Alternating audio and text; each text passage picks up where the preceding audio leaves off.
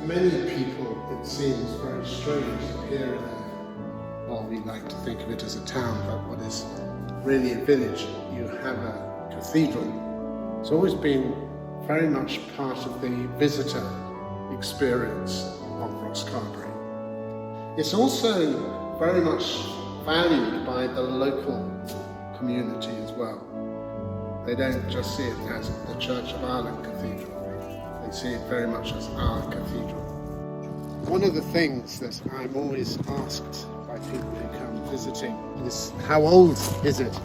And that's an impossible question to answer.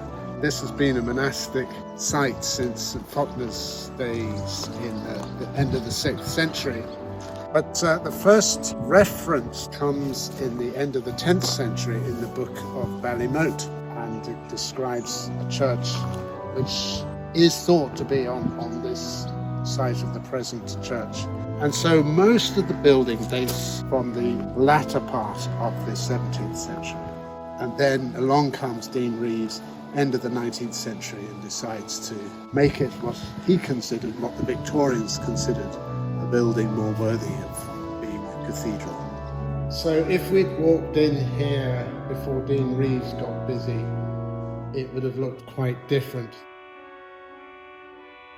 This is the chapter book of the cathedral, which goes back to 1693, and it's still in use as the chapter book. So this brings us up to date. That's the Reverend Canon Alan Marley, and then Elaine Murray on the 19th will be entered here as being admitted to the chapter. Rural ministry has really been my thing. It's this kind of community I feel at home in. And we've been here 23 years, and at the end of October I will be retiring. I mean, 23 years sounds a long time, but it's only a tiny bit of the history of Christianity in this place, just a speck.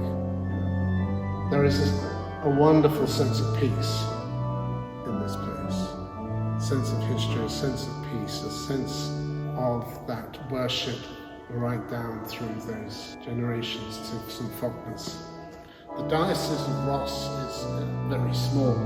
It's Kilgarriff Union, Ross Union and Aberystwyth Union, but we're proud of it.